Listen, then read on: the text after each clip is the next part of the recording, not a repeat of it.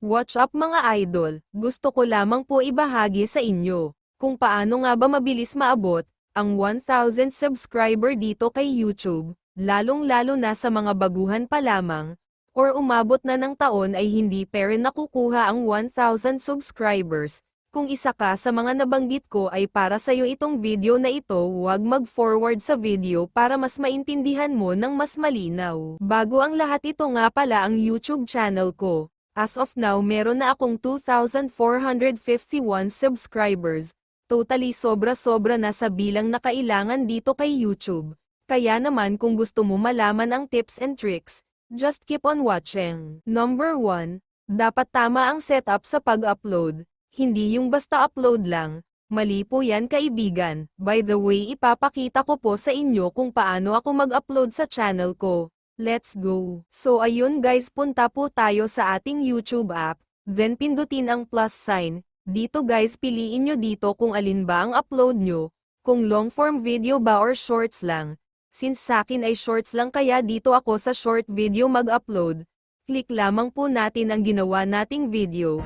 Una guys, click nyo itong may sign na lapis. Dito po kasi tayo pipili ng pinaka-thumbnail natin sa video natin kaya piliin mo na yung pinaka-best sa'yo. Pagtapos na pindutin natin tong check sa itaas. Sunod naman po ay itong title. Dito guys, kailangan mag-isip kayo ng magandang title para maakit ang manonood. Then dagdagan ng hashtags na related sa video na upload mo. Gaya nitong ginagawa ko. Ang next po ay click po natin itong private. Ilipat natin sa unlisted. Then ilagay natin ang date at kung ano oras gusto nating ma-public ang ating video. Reminder lang po, huwag natin masyado damihan upload natin sa isang araw, kasi wala ring views ibibigay ni YouTube. Okay na yung 2 or 3 uploads kada araw. Next po ay ilagay natin sa Not for Kids video natin. Pero kung pambata yung videos mo, huwag mo na palitan, then ilagay natin sa Don't Restrict My Video Over 18. Next, click po natin itong Show More. Tapos click natin Add Description. Sakin simple lang nilalagay ko dito kung ano title ko iyon din nilalagay ko. Tapos maglagay ka ulit ng mga hashtags. Ang kahalagahan nito ay para ma-search ang video natin. Kaya damihan nyo kung gusto nyo. Sa iba inilalagay pa nila dito URL ng Facebook nila at mga clickable link ng mga long-form videos nila, pero sa akin hindi na. Nasa inyo na yan kung dagdagan nyo pa. Okay lang naman, mas maganda pa nga mga idol. Dito sa location di na ako naglagay. Pero kung gusto mo pwede mo lagyan. Next dito sa related video pili ka lang sa mga na-upload mo na. Mag-click ka ng isa. Parang promote yan kung may long form video ka mag-clip ka ng short video tapos promote mo yung long video mo. Then dito na tayo sa playlist. Kung maraming klase content mo dapat may playlist ka. Para hindi maghalo-halo mga videos mo. Pero kung iisa lang klase ng content mo kahit wag na. Next dito sa altered content, ilagay mo sa no.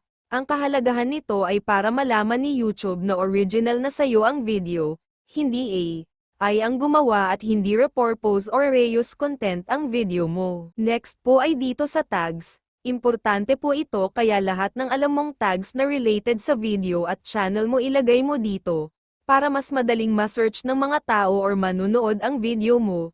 Then pagtapos na click mo na ang upload short, yan po ang tamang pag-upload para madaling makita ng manunood ang ating video. Number 2, focus po tayo sa ating content. Since 1,000 subscribers ang kinukuha natin ay shorts video po tayo mag-focus. Kung watch hour naman ay sa long form video tayo mag-focus. Dito kasi sa shorts video mas madaling makakuha ng subscribers. Kasi 7 to 15 seconds mas madali mag-viral. Mas maraming manonood ang makakakita. Number 3, consistent upload. Dapat everyday may upload po tayo. Para mapansin ng algorithm ni YouTube ang mga videos or channel natin, at ipakalat niya sa mas maraming audience. Number 4, iwasang mag-delete ng videos, kasi base sa experience ko bababa ang views sa channel natin, kaya bago mag-upload, ay double check natin ang pagka-edit ng mga videos natin. Number 5, ito ang pinakamahalaga, iwasang magka-violation or magka-copyright dito kay YouTube, dahil bababa ang views mo. Hindi na sinasuggest ni YouTube mga video mo, At hindi ka papapasa sa YPP dito sa YouTube. Kaya ito po ay iwasan natin. Kung susundin mo to sure ako makukuha mo ng mabilis 1,000 subscribers mo dito sa YouTube. Kung sa tingin mo natulungan kita, pa-like and subscribe naman idol. Salamat!